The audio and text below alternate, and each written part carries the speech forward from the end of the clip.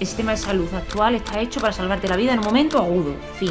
Cuando tu vida no está comprometida, pero vas a estar incómodo, harán lo que se pueda con el tiempo que se tiene y ya está. Que es mandarte un fármaco y no hay para más. O sea, el problema aquí es que los médicos se forman gracias a estudios que han pagado los que ganan dinero con los fármacos. Por lo tanto, si no hay enfermos que consuman fármacos, no tienen negocio. Sí, y yo veo para atrás y en mi caso el fármaco me salvó la vida, pero la educación fue lo que verdaderamente me sanó. Si tenemos algún síntoma gastrointestinal, de piel o de neuroinflamación, porque estamos inflamados a nivel cerebral, que estamos empanados, tal, hay que mirar qué pasa en la microbiota. Hacerle ver a la gente que hay esperanza, que el problema no eres tú, es lo que te rodea y muchas cosas dependen de ti. Así que, jolín, menos mal que dependen de nosotros tantas cosas y que podemos cambiar tantas cosas. Entonces, para mí, lo que más me ayudó con toda mi autoinmunidad y lo que más se me resistió fue el lupus, fue saber... No puedo estar más emocionado y agradecido de lo que representa este episodio. Las enfermedades autoinmunes cada vez están más en aumento en el planeta Tierra. En mi historia, yo llegué a tener 5 de las cuales estoy asintomático. Y la invitada de hoy, Elena, que es nutricionista y experta en salud inmunitaria, no solo tiene esta formación, sino que pasó exactamente por lo mismo. Logró revertir 5 enfermedades autoinmunes, lo estás escuchando bien, para lo que el sistema tradicional no nos para de dar fármacos, inmunosupresores y corticoides, que están muy bien, pero que actúan como parche y no van a la causa verdadera de la enfermedad. En este episodio, Elena nos va a contar su historia de cómo hizo para revertir estas 5 enfermedades autoinmunes, el paso a paso, y prácticamente es un protocolo para revertir o mejorar los síntomas de cualquier enfermedad autoinmune. Así que si tenés una enfermedad autoinmune o conoces a una persona con una enfermedad autoinmune, tomate este episodio como una masterclass y pon en práctica cada una de las cosas que va a ir contando Elena, y de hecho yo también cuento mi experiencia de cómo revertí la colitis ulcerosa con el factor emocional del síntoma y también cómo revertí la dermatitis atópica. Así que si alguna vez te dijeron que tu enfermedad era para siempre y te gustaría tener herramientas complementarias para mejorar, este es tu episodio. Bienvenidos y bienvenidas al capítulo que me hubiese encantado escuchar ese día en el cual me diagnosticaron varias enfermedades autoinmunes, pero que a día de hoy, gracias a cambios en mi estilo de vida, estoy completamente asintomático, al igual que Elena. Así que te dejo con el episodio y estoy seguro de que te puede cambiar la vida. Bienvenida, Elena, al podcast En Busca de Reformar el Sistema de Salud. Como primera pregunta, me gustaría decirte a qué te dedicas y por qué dirías que te dedicas a eso. Bueno, yo, aunque soy profesional formada, titulada y oficial de la nutrición, soy profesional de la nutrición, me dedico a la salud inmunitaria en general. Mi formación va mucho más allá solamente de estudiar nutrición. Me he formado en biología molecular, en salud funcional, con enfoque en neuroinflamación, autoinmunidad, salud hormonal, patología digestiva y microbiota, que al final es un completo, y si no sabes cómo están interrelacionadas todas estas, no puedes hacer nada, ¿no? Entonces, yo me dedico a pasar consulta, hago consulta de nutrición funcional y trabajamos todos estos aspectos. O sea, no solo la alimentación, sino la modulación de la inflamación, la regulación del sistema inmunitario, toda la salud general, y sobre todo centrándonos en el eje intestino-cerebro. Y bueno, tengo un equipo que me ayuda un montón, que son estupendas, una doctora en inmunología digestiva maravillosa, una psicóloga y esto. Y empecé por mi historia personal, que ahora me vas diciendo, que me guíes y yo os voy contando. Sí, que una de tus cosas de tu historia personal que más me sorprendió, me acuerdo que creo que fue en Instagram, vi tu descripción y decía 5 enfermedades autoinmunes que las habías revertido. Y después lo vinculo con mi caso personal y exactamente igual. 5 enfermedades autoinmunes, que muchas ya... O sea, hoy no tengo ningún síntoma, no te digo que todas las revertí porque sigo teniendo diabetes tipo 1, etc. Pero me siento como muy conectado contigo en ese sentido. Y a mí, de hecho, lo que me llevó a estudiar medicina fueron esas autoinmunes que pude, entre comillas, revertir o no tener síntomas.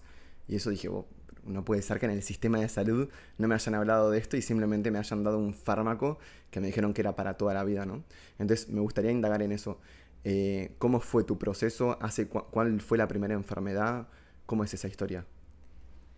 Pues yo por esa época trabajaba de controller financiero en un equipo de fútbol muy famoso en España, yo creo que es de los más importantes del mundo. Y bueno, si no el más. Y yo trabajaba de control financiero porque yo soy economista también. Y entonces empecé o sea, a sentirme muy mal. Yo de golpe engordé 25 kilos en unos pocos meses, me encontraba sin energía, no podía tolerar absolutamente nada de alimentación, me encontraba tremendamente mal. Tenía dolores muy fuertes articulares. Entonces al final, después de meses que me decían que era todo psicológico y que no había nada, el primer diagnóstico fue hipotiroidismo de Hashimoto. Ujú. Y me dijeron que era una enfermedad crónica y que solamente podía tomar una pastilla y que con eso ya está. Entonces yo me tomaba mi pastilla, yo no hacía, o sea, no sabía nada de la vida, o sea, yo me tomaba mi pastilla y me encontraba igual de mal. Y luego a los 6 meses seguimos que me dijeron que tenía artritis, pero no era artritis, al final era un diagnóstico equivocado de la espondilitis anquilosante. Luego ya vino la gastritis autoinmune, la celiaquía, lupus, endometriosis y entonces yo llegué a un punto en el que pensé, o sea, ¿qué puedo hacer yo para encontrarme mejor? Porque a mí cada 6 meses me dicen que tengo algo nuevo que es crónico, que es para toda la vida, y yo cada vez me encuentro peor. ¿Y qué puedo hacer yo para encontrarme bien? Porque estaba asustada. Ujú. Y, y ese fue mi punto de inflexión en el que decir, voy a ver qué puedo hacer yo desde mi capacidad mínima para poder encontrarme bien. Y ahí fue cuando empecé a ver cosas sobre nutrición. Y pensé, jolín, nunca le había dado importancia porque nadie me había dicho nada. Yo tenía unos hábitos horribles.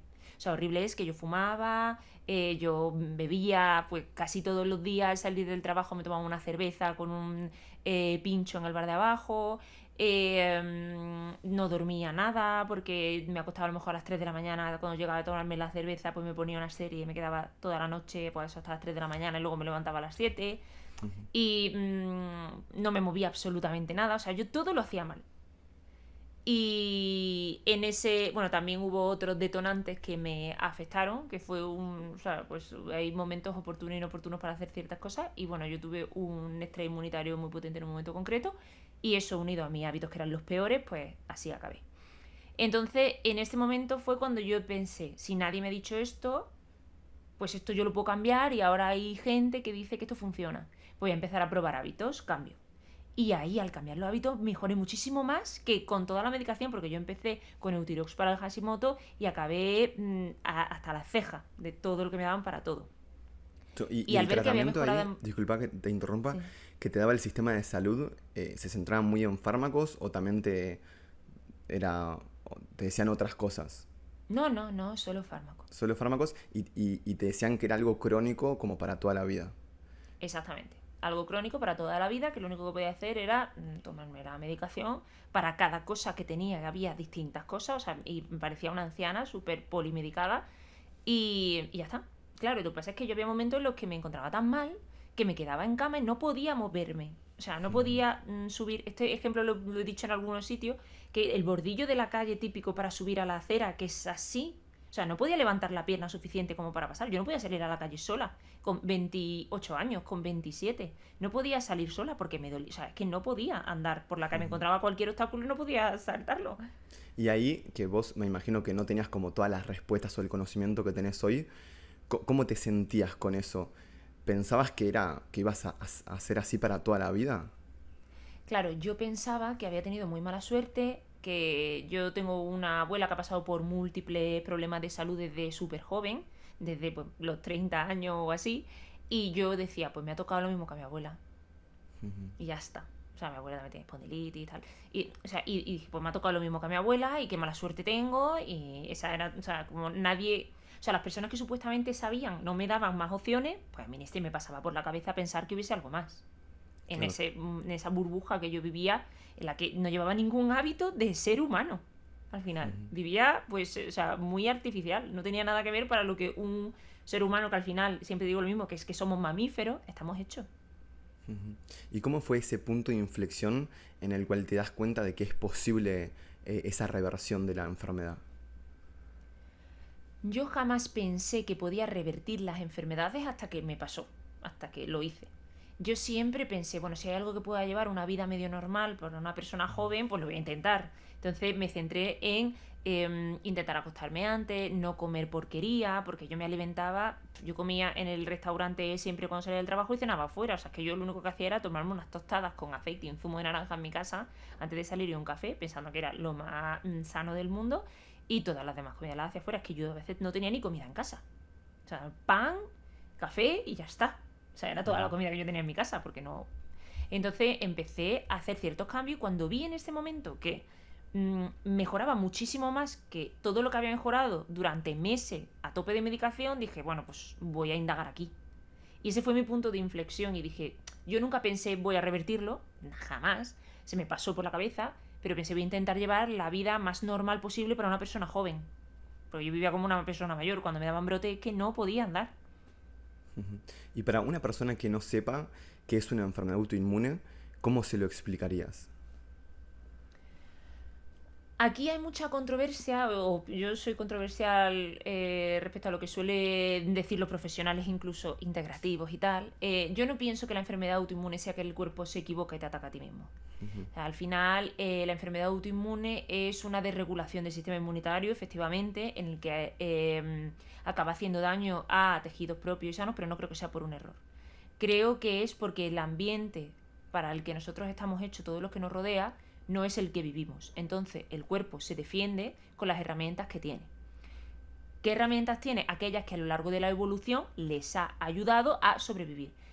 Por ejemplo, se piensa que aquellas personas que tienen psoriasis pues tienen una forma de regeneración celular de la piel más rápida para poder hacer frente a pérdidas de piel rápida como puede ocurrir o como ocurría en el pasado con la lepra. La diabetes autoinmune en momentos en los que no teníamos capacidad de esta comida inmediata que tenemos ahora mismo y pasaban largos tiempos en cetosis. El lupus, pues cuando había muchísimas infecciones y no había antibióticos y tal, también puede pasar con el Crohn, dependiendo de la parte donde había la infección y todo esto, y el cuerpo, la manera que tenía de defenderse era que el sistema inmunitario se activara muchísimo. Hoy en día, ¿qué pasa? Que todas estas cosas que evolutivamente hemos convivido con ellas toda la vida, hoy en día no se dan, no tenemos los mismos problemas que antes, pero el cuerpo sigue funcionando igual. ¿Qué ocurre? Que cuando tú le das unos estímulos que no son para los que el cuerpo está hecho, reacciona con las herramientas que tiene. Y esa manera de reaccionar en varias... O sea, depende de muchas cosas, que ahora os digo de qué, pero dependiendo de ciertas cosas que estén ocurriendo, que ahora las explico, el cuerpo puede reaccionar pues atacando a los propios tejidos. Pero no es porque el cuerpo se equivoque, la naturaleza esté mal y es que mi cuerpo funcione mal. Es simplemente que no le estamos dando al cuerpo lo que realmente necesita para funcionar bien, le estamos dando información errónea. Y solucionando esto es como se puede revertir al final. Claro. Y si tuviese que decir para que las personas como lo vean más concreto, cuáles son las enfermedades más comunes o una lista de enfermedades autoinmunes para que las personas vean cuáles son. Pues hay muchísimas más de las que la gente puede pensar. Pero yo creo que las más comunes son el hipotiroidismo autoinmune, Hashimoto, que tienen muchísimas mujeres y además muchas ni lo saben. No las miran anticuerpos nunca. La diabetes tipo 1, me parece, o sea, te voy a decir lo que yo más veo en consulta. Veo mucho anemias autoinmunes con glóbulos, con anticuerpos contra hemoglobina y glóbulos rojos.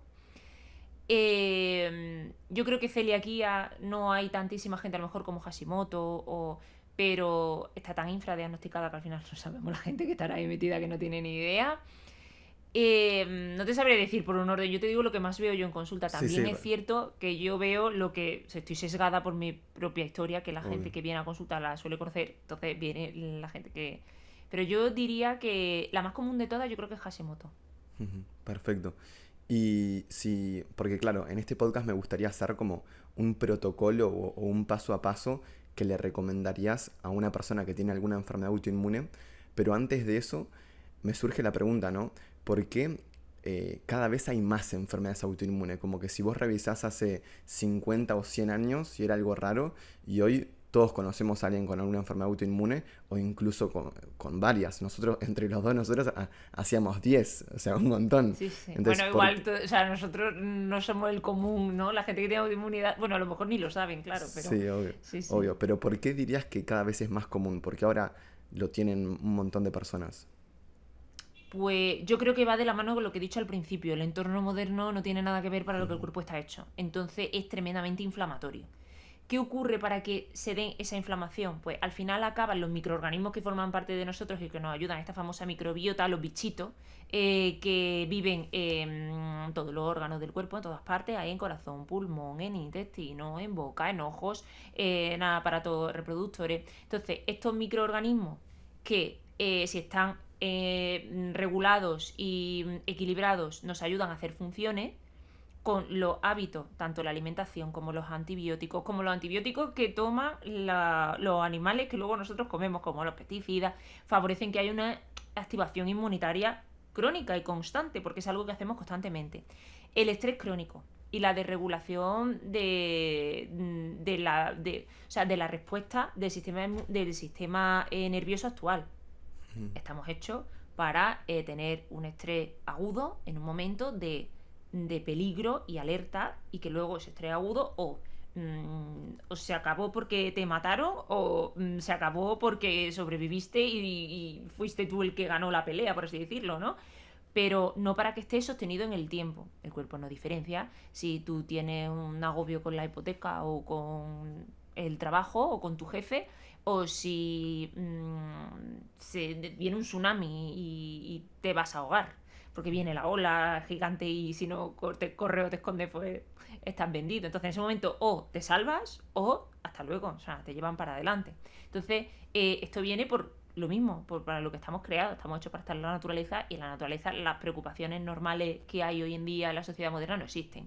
Y luego otra cosa que es súper importante, la falta de movimiento, el acceso fácil a alimentos que son tremendamente calóricos y el poco descanso, que también está unido a cómo funciona al final el sistema nervioso, porque si el sistema nervioso está desregulado no vamos a llegar a las ondas cerebrales necesarias para mandar órdenes de hacer ciertas funciones indispensables mientras dormimos, y entonces el cuerpo, el problema al final, porque hay más enfermedades autoinmunes, porque el cuerpo va compensando con lo que nosotros le damos, porque es tremendamente fuerte, entonces va compensando, pero siempre que compensa, pues o sea, si la información no es la que él necesita, al compensar algo se pierde. Entonces, día a día, año tras año, compensando cosas, al final no podemos pretender que el cuerpo funcione para lo que está hecho. Y ahí surgen mucho las enfermedades autoinmunes. Al final, genética para autoinmunidad tiene todo el mundo.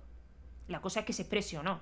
Y el hecho de que se exprese depende de cómo tengamos el sistema nervioso, cómo tengamos el sistema inmunitario y los microorganismos que hagan que el sistema inmunitario se active por un lado o por otro. Increíble. Entonces, en resumen, pues porque vivimos fuera de nuestro entorno y el cuerpo hace lo que puede. Me encanta. Y si tuviésemos que ir a pasar a ese protocolo como un paso a paso para, no voy a decir revertir una enfermedad autoinmune, porque a pesar de que es posible con muchas, tampoco es que sea posible con todas. Yo, por ejemplo, con diabetes tipo 1, no conozco ningún caso por el momento como que se pueda revertir. Sin embargo, sí lo conseguí con una dermatitis atópica o con la colitis ulcerosa, y fue increíble, ¿no? Entonces, a pesar de que en muchos casos se pueda revertir, por lo menos vamos a hacer un protocolo en donde sí o sí como que la persona pueda mejorar, que pueda mejorar esa enfermedad autoinmune y su salud en general, ¿no? ¿Qué protocolo podríamos crear? Haces un apunte que dices bien, porque es algo que a mí me gusta siempre recalcar. No es lo mismo el daño de un tejido en todas las autoinmunidades y tampoco el tiempo que se lleve con la autoinmunidad. Una persona que lleve 30 años con Hashimoto, pues es que esa tiroides va a estar destrozada y va a haber ciertas funciones que no va a poder recuperar. Pero no tiene nada que ver con una persona que lleve con Hashimoto 5 años o 3. Entonces eso es cierto. Y luego hay algunas enfermedades que son más que hacen más daño a los tejidos y eso no se puede revertir de la misma manera. Pero para eso está la medicación en los momentos que hace falta, no para todo. Para poder decir, vale, pues yo hasta donde no llego con los hábitos, pues gracias a la vida moderna, algo bueno que tiene es que lo puedo suplir con algo de medicación en el momento que sea necesario solo, no para todo. Y se puede vivir sin síntomas perfectamente, aunque la enfermedad tenga que tener alguna ayuda de medicación. La cosa es poder vivir bien y no tirar de medicación cuando no hace falta. Porque al final siempre va a haber algo que estás compensando con esa medicación porque no lo estás haciendo tú. Y dentro del protocolo te te lo comentaba antes de empezar, es muy difícil poder generalizar, pero hay ciertas cosas que sí que es cierto que todo el mundo necesita hacer sí o sí, porque sin hábitos no vamos a ningún sitio. Y luego, después de los hábitos, tenemos que personalizar porque hay distintas circunstancias que hay que modular diferente. Pero los hábitos son la base de que todo lo demás pueda funcionar. Entonces, protocolo general, dentro de lo que se puede, todo lo que está relacionado con los hábitos.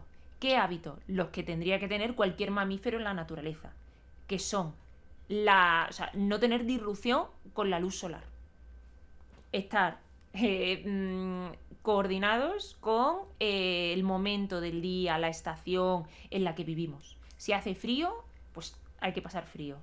Si no, vamos a estar siempre con las temperaturas reguladas dentro de las casas, muy cómodos. Si hace sol, pues nos tiene que dar el sol. Si empieza a hacer sol, hablo de España, ¿no? En España empieza a hacer sol, depende de donde viva, en febrero. A partir de febrero ya tienes sol. Y luego en verano es verdad que al final con la inclinación de la Tierra y tal, pues o sea, los rayos dan más directos y son más potentes. Si tú en febrero te pones a tomar el sol, te da el sol natural y vas con una sudadera y te la remangas, porque a lo mejor donde yo vivo pues está a 3 grados o a 2 grados bajo cero. Pero bueno, tú te expones al frío, te da el sol. El ojo también necesita saber en qué momento del día está para poder regular toda la parte de las funciones nocturnas que son básicas para hacer todo lo que hace el cuerpo. Al final el cerebro, muchas veces ahora estamos con temas de microbiota, intestino, tal, y nos olvidamos de que al final que va a dar muchas órdenes de funciones está aquí arriba. Entonces, el primer hábito que me parece básico es estar regulados con la naturaleza. Entendiendo por naturaleza, temperatura y sol. El siguiente hábito, lo que te mueves, lo que comes. De pasar al siguiente, sobre el sol y la naturaleza, ¿cómo recomendás esa exposición al sol? De repente una persona que está como en esa de protegerse del sol, ¿cuál sería una forma práctica de implementarlo? Claro, es que si a ti te da el sol, por ejemplo en España, porque yo en Uruguay y tal, pues no lo sé, ¿no? Pero si a ti te da el sol en febrero, con la inclinación que tienen los rayos solares en este momento en la Tierra aquí, vas a estar preparado para cuando en julio o en agosto, que es cuando más sol hace aquí, el sol esté más fuerte y no te haga daño. Entonces, la clave es pues seguir a la naturaleza. Si ya hace sol en febrero, no te estés escondiendo y luego ponte en julio 15 días en la playa a torrarte y o sea, con la piel sin tener ningún tipo de contacto con el sol desde el año anterior. Entonces ahí si no te proteges te quemarás y te achicharrarás, que bueno no es. Claro. O sea, no es bueno quemarse. Pero tampoco, y luego está el tema de las protecciones que tienen las cremas solares, los bloqueadores solares, que habría que escoger algo que no tenga nada que pueda de hacer disrupción con las hormonas, que no tenga tóxicos, por ejemplo, pues algo que lleve óxido de zinc, que no lleve nanopartículas, que sea un protector físico, que no sea químico. ¿Y cómo podemos distinguir un buen protector solar? Pues es muy sencillo. Al final, en la farmacia va a haber pocos, eso está claro, y hay que ver que lleve como protector óxido de zinc y que no lleve cosas raras, y que te asegure que no lleve nanopartículas, y que no lleve PEG, que eso es de lo peor que puede haber, que está lleno, el PEG 40 sobre todo es el peor de todo, que están llenos todas las cosméticas y tal, y productos de higiene y de belleza, ¿no? Fíjate que no tengo una larga lista de ingredientes, que lo puedas medianamente entender y que lo que lleve para protegerse sea óxido de zinc, y luego ya meterte a investigar si eso no lleva nanopartículas, que cuando no las llevan, los ponen porque es algo de lo que quieren presumir.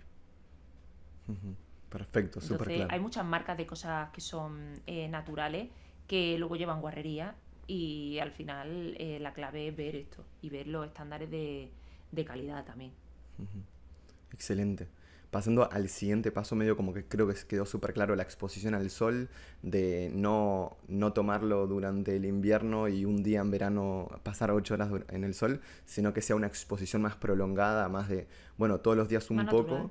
y eso te va a generar como esa protección natural para cuando haya un sol mucho más fuerte, ¿no? que luego hay que usar la cabeza. O sea, que si, por ejemplo, yo soy de Córdoba, que es una ciudad donde hace muchísimo calor y el sol pega una barbaridad. Podemos estar a 48 grados centígrados en verano perfectamente. O sea, un ser humano, un mamífero en la naturaleza, con esa cantidad de calor se pone al sol a las horas centrales. No, ¿qué hacen? Pues se van debajo de un árbol. Pues, o sea, pues, lo mismo, utilizar la cabeza y actuar de forma natural como actuaría cualquier mamífero. Exacto, buenísimo. Pasando al siguiente cambio que creerías que tengan que hacer las personas, ¿cuál sería dentro de este protocolo de enfermedades autoinmunes? La alimentación, es que va todo unido, es que no serían como cambios diferentes. Yo diría que, o sea, hay que hacer todos los cambios, empezar poco a poco y ahora vamos viendo cada uno, pero que cada uno empiece por el que peor haga. Entonces, voy a decir, porque no sería como un orden. Yo creo que no hay un orden. El orden es que si tú lo que haces es que no duermes, empieza por ahí. Si lo que haces es que comes fatal, pues empieza por ahí. Si es que no te mueves, pues empieza por ahí. Me ¿No? encanta. Pero otro de los cambios imprescindibles, yo diría que es la alimentación. Ujú. ¿Y cómo debemos tener una buena alimentación? Porque claro, siempre está el hecho de hay que tener una buena alimentación, pero entras a las redes sociales o a internet y unos te dicen que comes A y que no comas B, y otros te dicen que no comas B y que comas A. Entonces, entre tanta contradicción, ¿qué es una buena alimentación? Aquí también habría que personalizar, porque no es lo mismo una mujer en edad fértil que tenga una vida, que se mueva más, otra chica que no se mueva nada. Aquí depende de las patologías que cada uno tenga, entonces esto es muy personalizable. Al final lo único que podemos decir general es comer comida. Y luego, las proporciones del plato, la cantidad de comida. Hay una cosa que sí que debería ser general para todo el mundo y es no comer de noche, para no evitar funciones. El problema es que hoy estamos tan desregulados que hay personas que pueden ponerse malas cuando le falta alimento porque no tienen flexibilidad metabólica, ¿no? Pero primero trabajando la flexibilidad metabólica para llevar un número de comidas y en una ventana normal, que podrían ser 2 comidas, idealmente para mí sería 1 o 2 comidas al día, que es lo que hago yo. Pero hoy en día esto es muy complicado para la gente, Ujú. porque no hay esa flexibilidad que necesita el cuerpo para poder sacar energía sin haber ingerido previamente en pocas horas. Pero si eso estuviese trabajado, si no habría que empezar por ahí, alimentación con comida.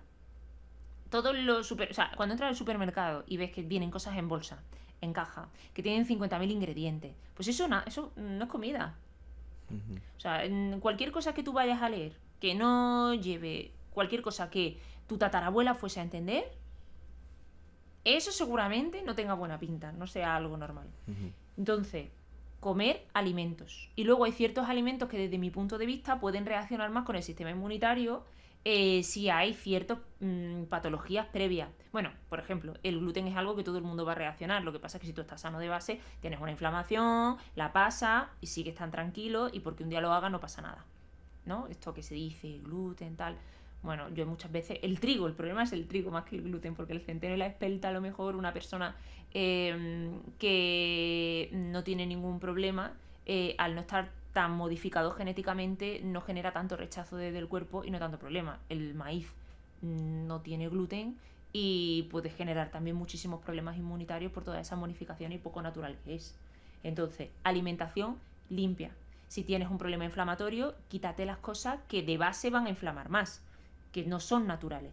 Ocurre cuando hay pollo muy modificado, ocurre cuando hay cereales muy modificados, ocurre cuando, por ejemplo, los lácteos de vaca, que no tienen la caseína, que es la proteína de los lácteos natural, hace, no sé si fue hace 120, 160 años, no me acuerdo.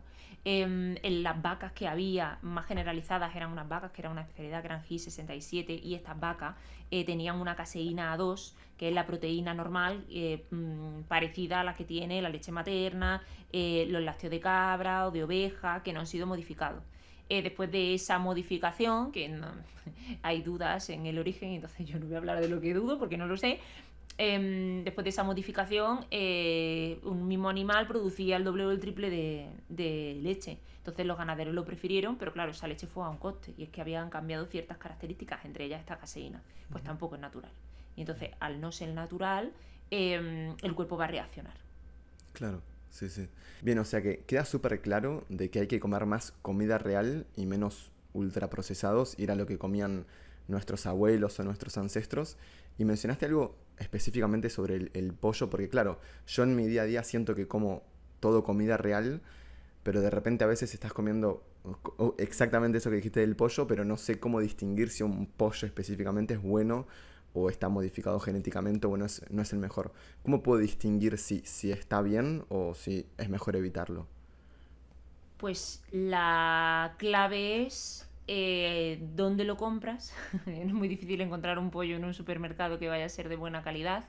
Y lo máximo que podemos hacer es ver qué vida ha llevado ese pollo, de qué ha sido alimentado el pollo, el movimiento que haya tenido el pollo y que no haya sido tratado con antibióticos. Ujú. Al Claro. final, bueno, igual que el pollo, cualquier animal, tanto un pollo como una gallina para a la hora de los huevos. O sea, Ujú. cualquier animal que ha estado encerrado en jaula. Digo el pollo porque es un animal que se consume muchísimo y entonces hay mucha producción. Todo lo que hay mucha producción, al final vamos a encontrar que para que haya esa producción, pues va a haber empresas detrás haciéndolo a gran escala. Es mejor comer pavo que comer pollo, por ejemplo, pero va a ser más fácil que no haya pasado por ese proceso tan antinatural. Aunque es posible que sí, pero es más complicado. Ideal, cuando vayamos a comer cualquier alimento que proceda de cualquier animal, es importante saber qué vida ha llevado ese animal, cómo han tratado ese animal, si lo han tratado con fármacos o no, porque al final eso vamos a acabar nosotros también comiéndolo y ingiriéndolo, y la alimentación del animal. Entonces Ujú. no es lo mismo un animal que haya estado en un ambiente natural, que haya estado pastando. Es que un pollo, por ejemplo, ya que estamos hablando del pollo. Aquí lo normal es que cuando alguien va a un supermercado normal y vaya a comprar un pollo, tenga una pechuga enorme y unas patitas muy pequeñas. Pues un pollo en la naturaleza que corre y que se mueve tiene una pechuga fibrosa y unas patas grandes y fuertes, que es todo Ujú. lo contrario. Sí, sí. Entonces, claro, ¿cómo van a estar esos pollos? Pues esos pollos que han sido cebados, que están en jaulas, que no se han podido mover, esos pollos que tienen más riesgo porque están todos juntos en un ambiente higiénico, necesitan tomar antibiótico para poder asegurar que la producción va a salir adelante y no va a haber pérdidas por el camino. Entonces, de forma preventiva, pues le meten más antibióticos y al final nos estamos comiendo mmm, porquería, no estamos comiendo lo que pensamos que estamos comiendo.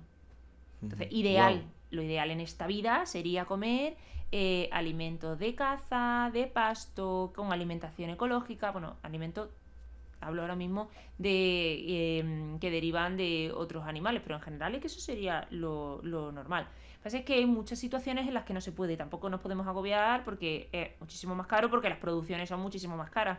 Si una familia no se lo puede permitir, pues que haga lo que pueda. Mejor será que se tome pavo en vez de pollo y cosas que estén menos generalizadas. Ujú.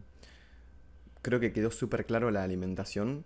Como yo creo que una de las cosas que más tienen en común las enfermedades autoinmunes es el que no sé incluso si ponerlo junto o vos lo ves como cosas separadas, y es el estrés y las emociones. ¿Crees que tienen un gran impacto en las enfermedades autoinmunes? Claro, esta es la otra parte que muchas veces, bueno, a nivel médico se obvia casi siempre, te dicen, no, no, no, es que eso es estrés y ya está, pero no ven las implicaciones que ese estrés y esas emociones han tenido. Aquí hay un ejemplo muy simple para quien no sepa de lo que, para quien no entienda esta situación, y es, en un mismo día, la misma persona, a la misma hora, se sienta a comer y hay dos realidades paralelas. Una, le toca la lotería y le dan la noticia más feliz de su vida, y en la otra recibe la peor noticia que podría recibir. Algo espantoso, una muerte, cualquier cosa horrible. Esa comida va a sentar diferente simplemente porque tenemos emociones distintas.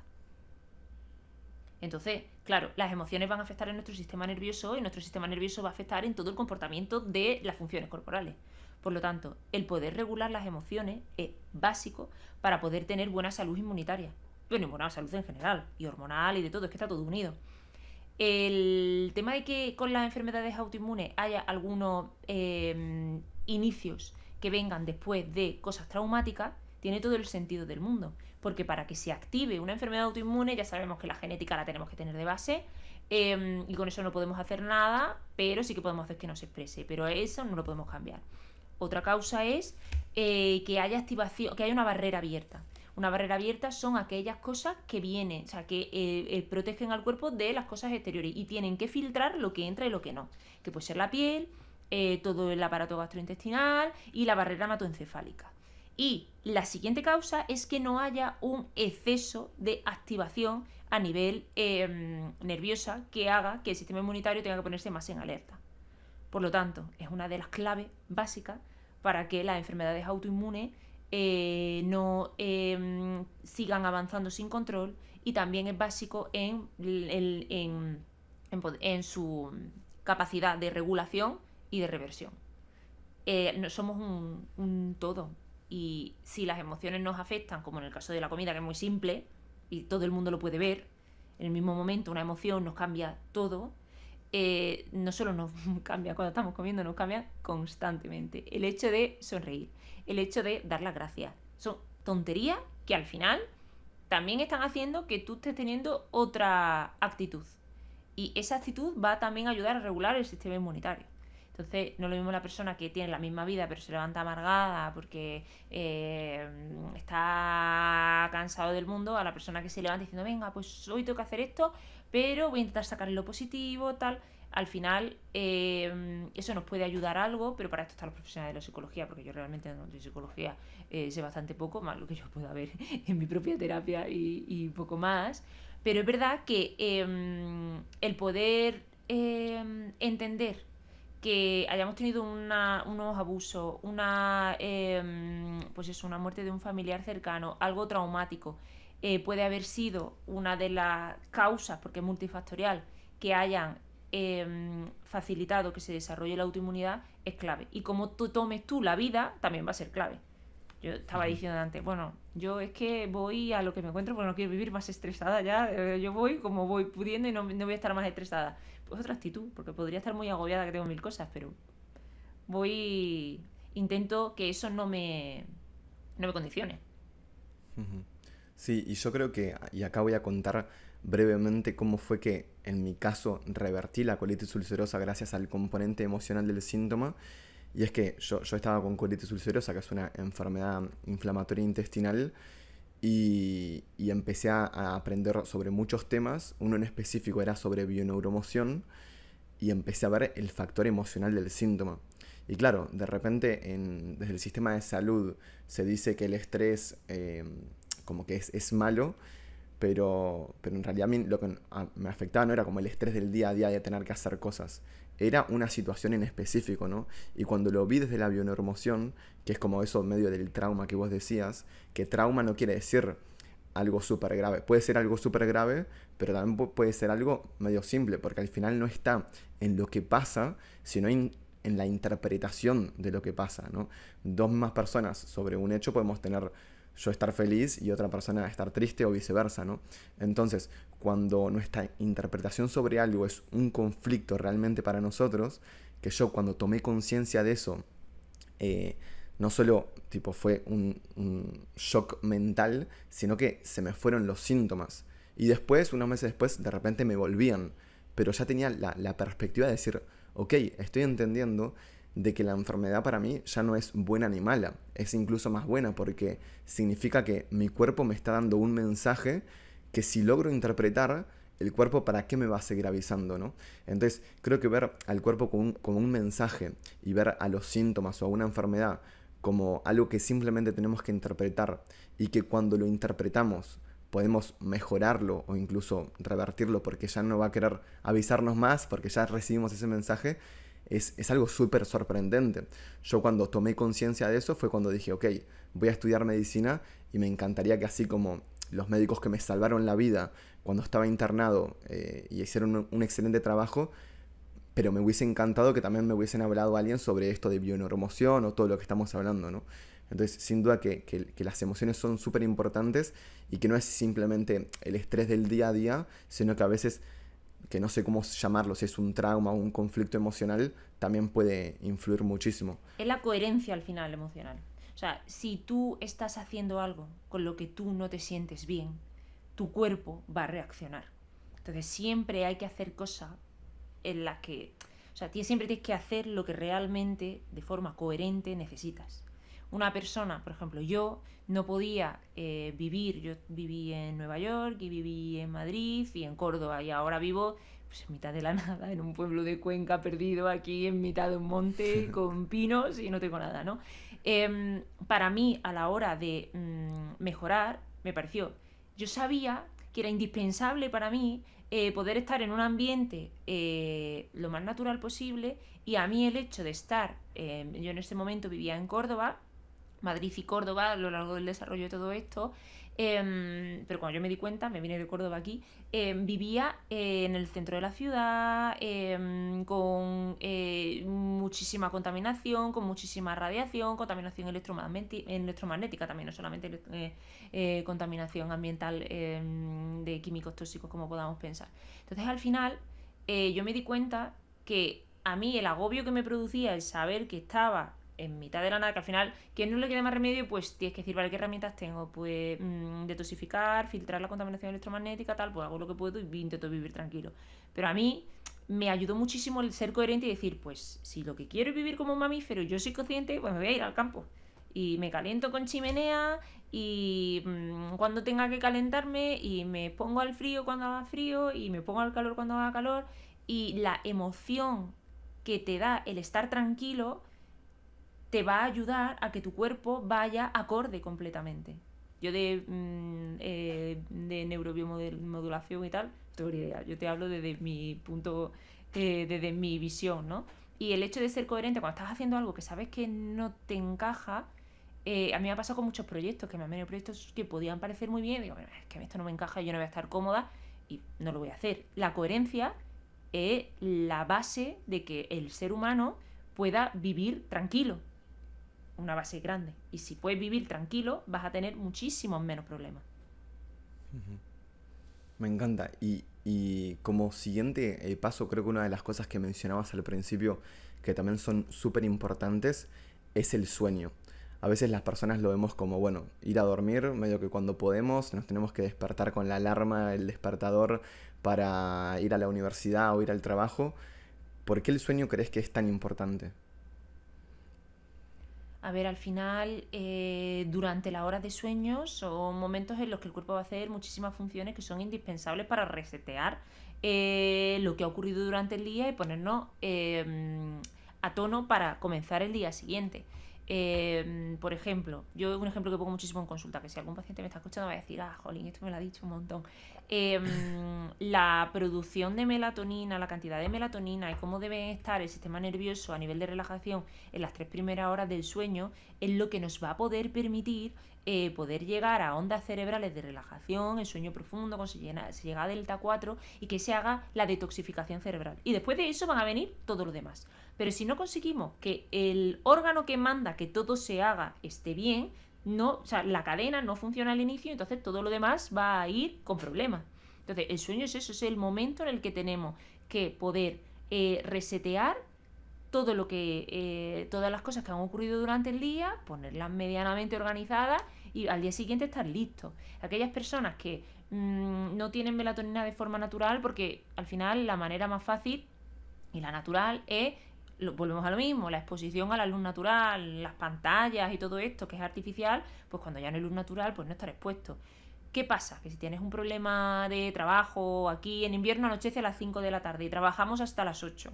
Pues si no tienes la posibilidad de cortar a las 5, que es lo que intentamos hacer a lo mejor alguno, pero si no podemos, algún día no se puede, pues ¿qué hago yo? Intentar hackear. Digo, vale, estoy haciendo algo que mi cuerpo no va a interpretar como bueno, ¿cómo lo hackeo? Pongo un filtro rojo en el ordenador, me coloco unas gafas o lo que sea. Entonces, todo lo que esté relacionado con que vayamos a tener un sueño de calidad nos va a ayudar a que se regule el sistema inmunitario, a que el sistema digestivo funcione mejor. Todo, o sea, es que la base de la que partimos. Si partimos de una mala base, todo lo demás va a ir mal. O esta gente que come por la noche y se acuesta antes de acostarse. Pues si por la noche estás haciendo la digestión, otras cosas que tendrías que hacer durante ese momento, pues no las vas a hacer igual de bien. Porque el cuerpo es súper fuerte y compensa y intenta salir del paso, pero no lo vas a hacer bien. Entonces, en esa compensación, pues vas a tener consecuencias. ¿A qué hora o cuántas horas antes de irse a dormir crees que debe ser la última comida? Fisiológicamente, cuando no hay luz, no deberíamos comer. En España esto cambia mucho, porque en invierno se va la luz a las 5 de la tarde y en verano se va a las 10 de la noche. Claro, o sea Entonces, que no el se trata de momento poner sería... una hora fija, sino ver qué tienes delante. Si es que es muy fácil, Claro. es que es todo tan simple como observar la naturaleza. Sí, sí. O sea, antes del atardecer, como para que las personas tengan un Claro, punto. claro, que antes del atardecer ya hayas terminado de comer. Ujú. Genial. Antes del atardecer terminar de comer, después, ¿crees que hay una cantidad de horas o un tiempo que haya que dormir adecuado? Claro, esto depende muchísimo de la edad, porque claramente, por ejemplo, un bebé no duerme igual que un señor de 70 años, ni que un joven de 20, ni una persona de 55. Creo que lo general es que depende mucho de la situación, pero una persona que duerme menos de 7 u 8 horas, esta gente que, o sea, como yo antes, ¿no? Que me acostaba a las 3 4 de la mañana, me levantaba a las 7, pues es que ahí no tengo nada que hacer. Lo normal es que ti te entre sueño cuando llevas un rato que ya no hay luz y estás pues con eh, una fogata o algo, que al final es lo que intentamos imitar con las luces rojas y con las gafas, porque si hay algo de luz que sea lo más parecido a lo que nuestro cuerpo está normalizado, lo que normaliza al interpretar. Y si el cuerpo está funcionando normal, pues es que a la media hora depende, ¿no? O sea, a las 5 de la tarde se va el sol, pues a lo mejor en invierno a las 8:30 o a las 9 de la noche estás con sueño. Y en verano se va a las 10, pues a lo mejor a las 11 de la noche es cuando estás con sueño. Y dormir y descansar y despertarte, pues cuando lo necesites. Normalmente el pico de cortisol suele ser a las 8 de la mañana, pero eso es verdad que está todo por lo menos aquí en España, de media, con todas las estaciones, que varía un montón. Pero claro, es que eso está muy generalizado con todo. Es que debería ser, pues, en función de yo ya he descansado lo suficiente, me levanto, veo el amanecer, que es lo natural, como nos deberíamos despertar. Dependiendo de la estación del año, pues en cada momento será una hora. ¿Y recomiendas a las personas tener un despertador? A ver, es que no es algo, yo como recomendación no lo veo lo ideal. El problema es que, por lo menos lo que yo suelo ver en consulta, la gente pues vive en la ciudad, tiene sus trabajos, tiene sus niños, llegan tarde, tienen obligaciones.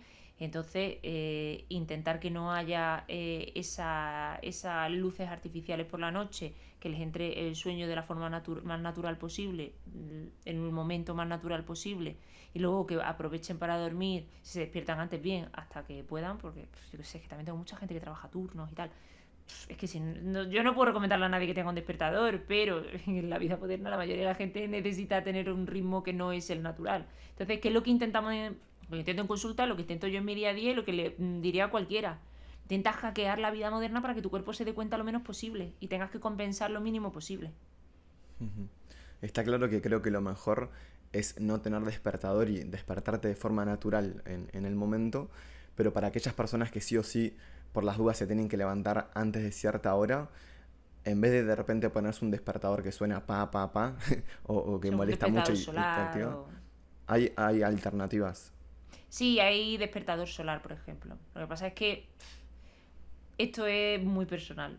A nivel general es complicado, ¿no? Porque hay gente que, te hablo de mi situación en consulta, es que hay gente que tiene niños pequeños y es que le da igual, es verdad. O sea, o tienes que... Lo ideal no es despertarse con un sonido estridente que llegue y te despierte y digas, ostras, ¿dónde estoy aquí? Pero en algunas situaciones incluso no viene mal. Depende. Depende de cómo esté el sistema nervioso de desregulado. Ujú.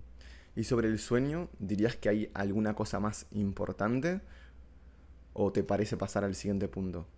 Es que sobre el sueño hay muchísima... Es que yo creo, aunque me voy a tirar tierra sobre mi tejado, porque yo al final o sea, me dedico a la nutrición, aunque me dedico un poco a todo, pero es como mi base, yo creo que es que lo más importante es poder dormir. Una persona que no duerme o que duerme mal va a tener más problemas a la hora de hacer toda la función del cuerpo que la que come mal. Ujú. Al final yo creo que lo más importante es dormir. También es cierto que la vida moderna en la que nosotros nos movemos hoy en día, pues es que no todo el mundo tiene la facilidad de hacer lo que quiera. Pues es un trabajo a turnos. Pues ¿qué haces? Pues duerme cuando puedas, ¿sabes? Entonces, pero yo creo que lo más importante sería dormir. Bueno, lo más importante sería hacer lo que peor hagas. Y si lo haces todo mal, quitar porquería de la comida, intentar gestionar el sueño lo mejor posible y moverte, sí, como base, ¿no? Pero bueno, pasamos al siguiente punto. Dale, ¿cuál dirías que es? A ver, el deporte, el movimiento. Al final nosotros hemos evolucionado en un ambiente en el que necesitábamos movernos para sobrevivir, para comer, para todo. Y hoy en día no necesitamos nada, simplemente coges el móvil y por una aplicación te traen la comida, te levantas, vas en coche al trabajo o teletrabajas en casa, estás delante del ordenador. Hemos dejado una parte básica de la funcionalidad humana totalmente desterrada. El hecho de haber evolucionado moviéndonos hace que lo necesitemos para poder hacer función y para poder estar sano. Y que no lo hagamos tenga consecuencias súper graves. Entonces, pues por ejemplo, ¿no? Te hablo también, casos que veo mucho en consulta, mujeres con fibromialgia, mujeres con osteoporosis. Es que el moverse es lo único que les puede dar calidad de vida. El poder tener masa muscular. Es que estamos hechos para tener masa muscular. Entonces, yo diría que dentro del movimiento lo más importante es, más que matarte 2 días o 3 en el gimnasio, 1 hora y no moverte en todo el día, sino tener una vida activa. Ir caminando a los sitios, intentar moverte tal. Yo que trabajo en casa, lo que hago es que entreno por las mañanas antes de ponerme a trabajar, entre las consultas me hago unos burpees, unas sentadillas, me subo y me bajo las escaleras, me salto la comba, que tengo 5 minutos, 10 minutos, pues entre consultas, pues me muevo un poco, intentar salir a darme paseo y luego aparte, pues eso, yo por las mañanas entreno, pero es más tener una vida activa constantemente y hacer lo que yo digo, descanso activo que pues es que no me muevo nada en toda la semana y un día a la semana o 2 o 3 me pego una matada en el gimnasio, que está muy bien. Que a nivel mitocondrial es fabuloso sufrir porque te falte el oxígeno y inflarte a trabajar fuerza y cardio para que con esa falta de oxígeno al final lo que vamos a conseguir es que las mitocondrias se puedan regenerar, se rompan en la parte y se regenere y se duplique la parte sana, o sea que está fenomenal. Pero me parece más importante estar activos todo el día que pegarte una paliza en el gimnasio 2 veces a la semana. Irse un poco de esa vida moderna de escaleras mecánicas, ascensor, e ir a todos lados en auto y empezar a cambiar esos pequeños cambios, pero que van a ser grandes diferencias de ir caminando, subir las escaleras, levantarte después de este podcast y hacerte unas sentadillas o unas flexiones, y eso creo que ya puede mejorar muchísimo. No, claro, y yo a las personas que vienen a consulta que no se mueven nada, les digo, vale, pues cuando estés en la oficina en el trabajo y te vayas a levantar a hacer pis, pues en el baño que no te va a ver nadie, hazte unas sentadillas. Intenta levantarte, pues a lo mejor no te puedes levantar cada 40 minutos, que sería lo ideal, pues bueno, cada 2 horas, porque si no te va a mirar mal el jefe, ¿vale? Pero cuando te levantes, ve al baño, coge agua y tal, pero no te quedes ahí en, uy, he estirado las piernas, no. Haz estiramientos que ayudan un montón al sistema nervioso, van a ayudar a que te concentres y luego hazte unas sentadillas, pero no te lo hagas así con calma, cosita. No, no, no, no, en plan, venga, ya, rápido, con Y es muy potencia. interesante, sí, es muy interesante esto de anda al baño a hacer sentadillas, ¿no? Que es una excelente forma, pero qué loco que la sociedad lo veamos como algo raro. De repente, pila de gente se va, o un montón de gente, afuera a fumar un cigarrillo y se ve como súper mal, pero nos tenemos que ir al baño a hacer un par de sentadillas o de flexiones, ¿no? En mi caso personal, esto es algo que me encanta hacerlo, y obviamente que estoy en la universidad o ahora que estoy aprendiendo inglés en otro país y no me voy a poner a hacer lagartijas o flexiones en el medio de la clase. Pero sí es verdad de que, porque me da un poquito de vergüenza, pero a ver, tampoco es que le estoy haciendo daño a nadie y totalmente al contrario, ¿no? Y personalmente es algo que me gustaría cambiar de, bueno, agarrar un espacio por ahí y hacerlo, porque debemos empezar a normalizarlo y que estamos cuidando nuestra salud. Y es increíble que veamos esto como algo medio raro y otras cosas peores, tipo, como algo súper normalizado. Así que hacer más Sí, descansos sí, total. activos. Quiero ver a todos en sus Sí, sí. oficinas haciendo lagartijas. Buenísimo. Bueno, hablamos de muchísimos puntos, eh, pero me gustaría saber vos qué le dirías a tu yo de hace unos años en ese momento en el cual tenías esas enfermedades autoinmunes. ¿Qué le dirías? Pues la verdad es que nunca me lo había planteado. Eh, pues que intentase no rendirse e intentara ver que es que al final Le diría que intentase pensar, ¿qué eres? Eres un ser humano. ¿Y un ser humano qué es? Un mamífero, es un animal.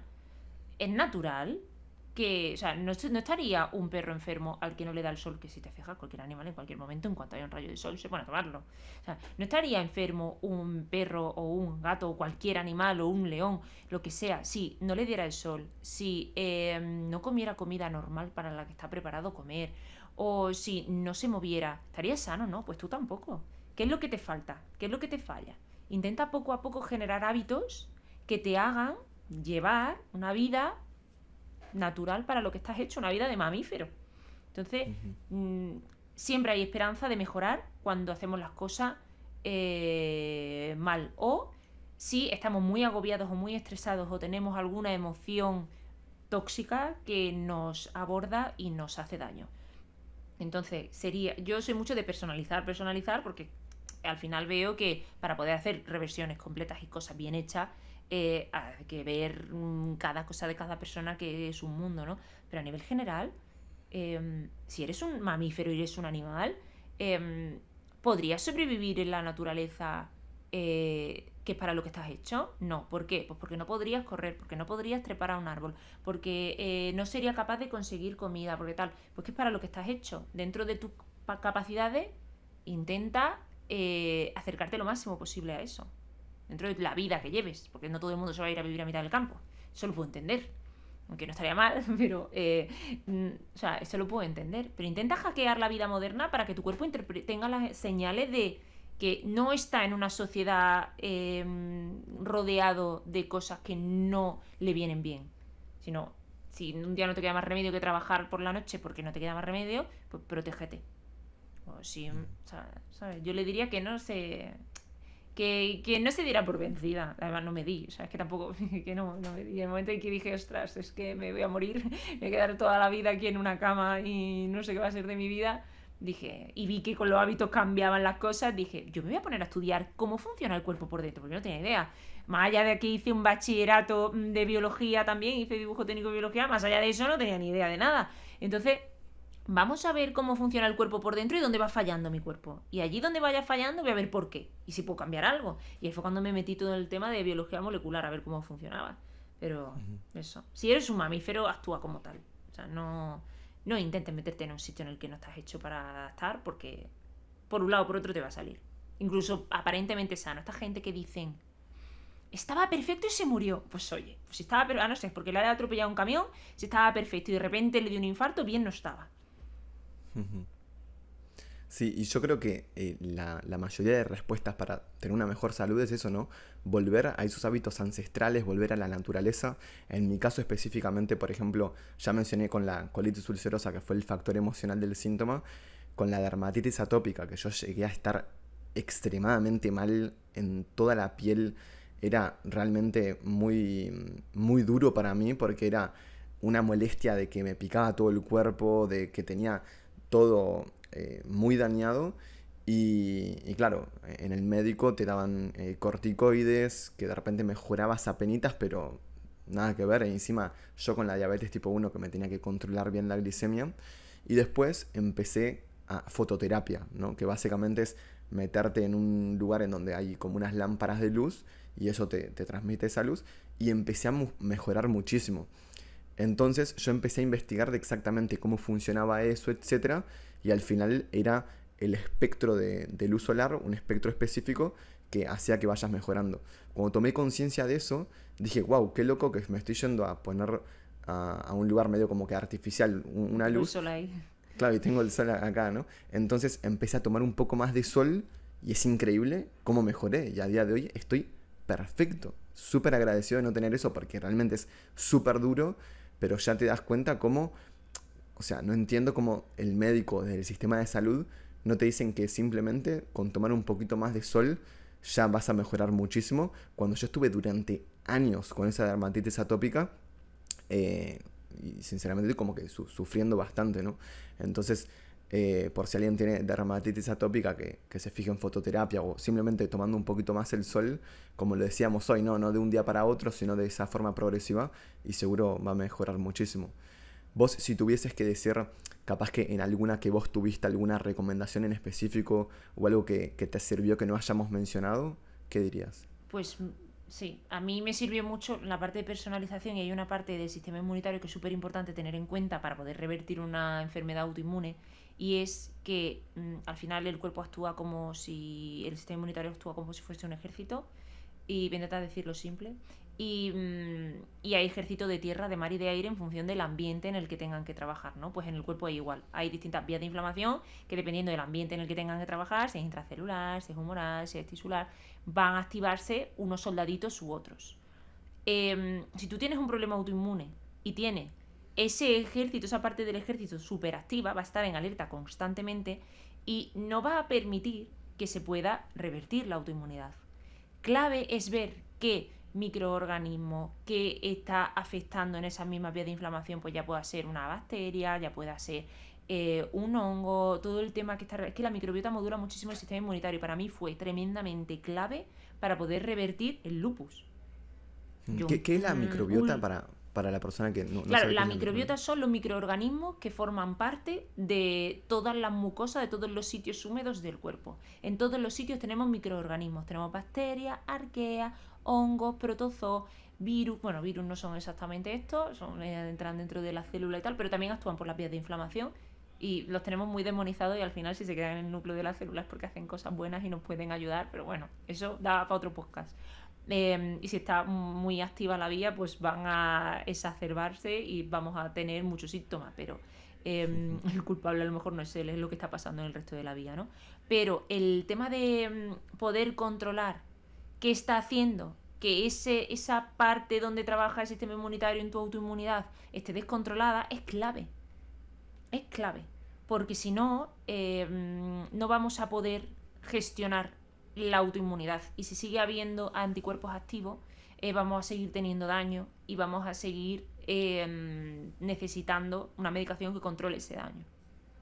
Entonces, para mí, lo que más me ayudó con toda mi autoinmunidad y lo que más se me resistió fue el lupus, fue saber que, y esos microorganismos se modulan y luchamos contra ellos de la misma manera que con cualquier otra cosa, con el sistema inmunitario. Entonces, el poder controlar y el poder saber que mis soldaditos no estaban demasiado alerta y ya hartos de estar trabajando en el mismo sitio, sino que estaban regulados, fue clave.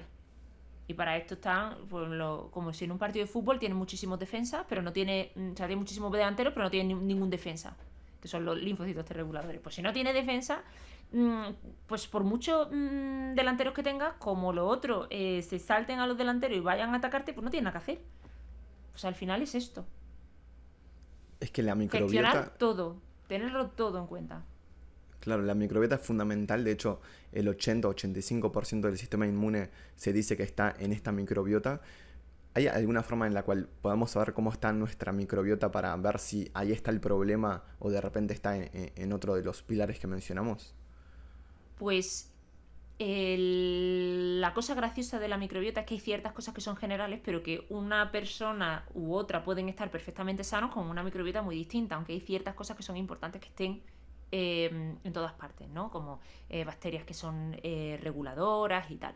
Por no meterme en tecnicismo y que no me entienda nadie, al final, si tenemos algún síntoma gastrointestinal, de piel o de neuroinflamación, pues que estamos inflamados a nivel cerebral, que estamos empanados, tal, hay que mirar qué pasa en la microbiota. Hay pruebas que se pueden ver claramente si están desreguladas o no y por qué. Y esto, pues en España hay varios laboratorios, yo no sé, allí me imagino que también.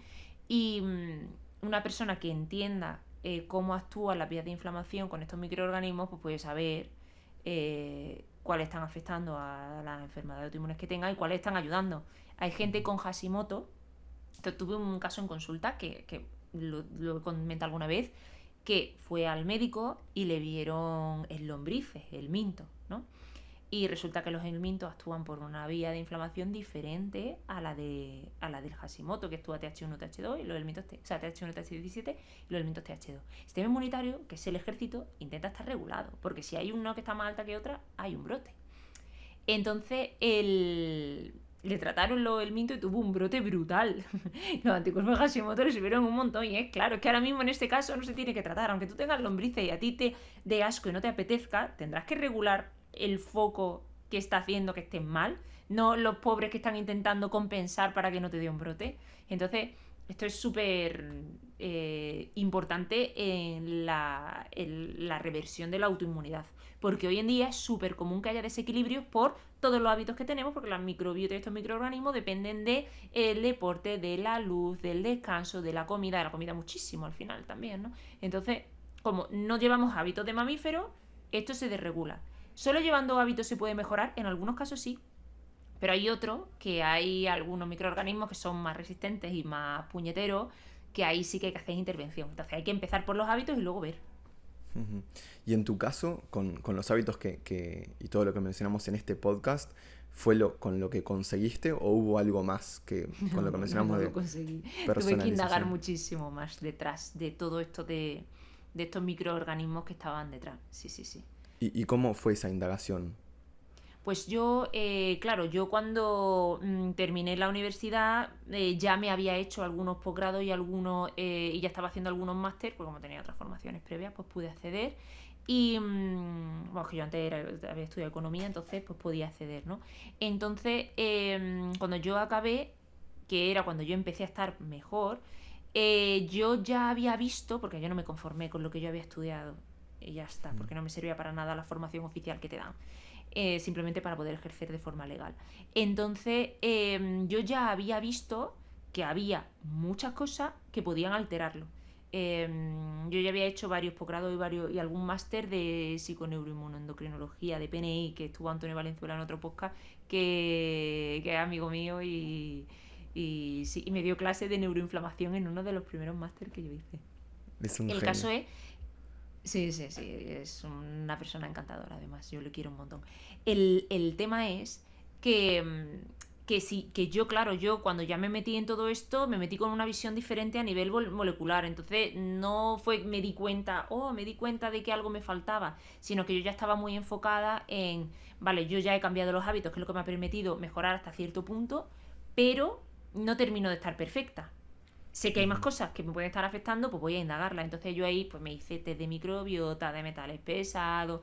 Además, como yo tenía también problemas a nivel reproductivo, microbiota endometrial, microbiota intestinal, microbiota oral. Claro, yo lo di todo. Y de todo lo que podría haber síntomas, porque yo tenía síntomas de todo, porque yo es que estaba vendida de todo, porque es que todos mis hábitos durante toda mi vida habían sido los contrarios a los normales para un humano. Claro. Y claro, entonces yo estudié el estatus inmunitario, los TH, las interleuquinas y todo como estaban, y eso me ayudó un montón. Y en consulta también, claro, cuando empezamos por lo básico y cuando vemos cómo vamos mejorando en función de lo básico y qué nos puede ir faltando, vamos viendo, vale, pues ahora vamos a mirar esto porque te pinta, ahora vamos a mirar lo otro. Claro. Y entiendo que todos estos estudios te dieron un montón de información como de cómo estabas a nivel de microbiota, ya sea intestinal, oral, etcétera. Y vos con esa información, ¿qué obtuviste y qué te diste cuenta que tenías que cambiar? Es decir, ¿qué hiciste porque claro, hablamos de todos estos hábitos, pero ¿qué más hiciste para mejorar? Yo hice tratamiento con suplementación en función del momento, lo que yo veía que necesitaba. Y pues dentro de la suplementación, pues micronutrientes esenciales, que me veía en la analítica que los tenía. Es que a mí, antes de yo ponerme mala con todo este rollo y tal, o sea, pero años antes, me dijo un médico, que tampoco fue un diagnóstico tal, pero me lo dijo un médico, que yo tenía fibromialgia. Y dije, ¿eh? Y al final no me lo volvió a decir nadie más, eso se quedó en el olvido, yo seguí con mi vida y resulta que claro, que lo que tenía era deficiencia de magnesio y de vitamina D, o sea, ¿cómo no me iban a doler todos los músculos del cuerpo? Me decía, no, es que tienen los puntos, tal, no sé qué. Y lo que tenía, o sea, yo fibromialgia no tengo, eso es una de las cosas que me han dicho que tenía, que gracias a Dios, pues no. Pero, claro, los micronutrientes son factores, cofactores y puntos básicos para que el cuerpo funcione bien.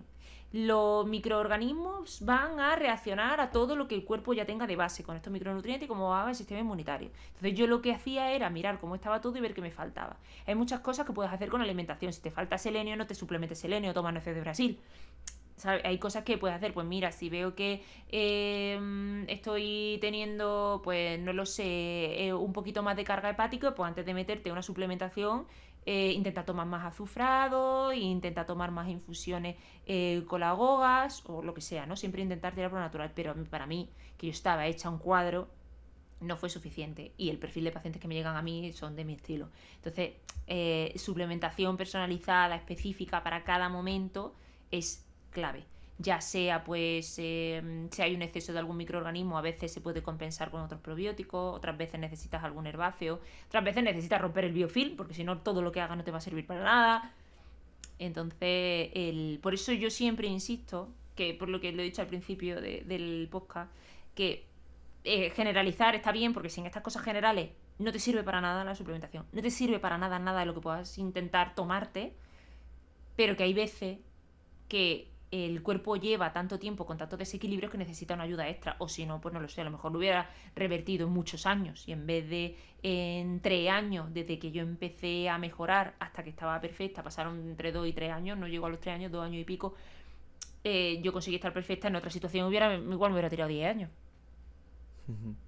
O sea que todos estos estudios te ayudaron a ver suplementación, ¿no?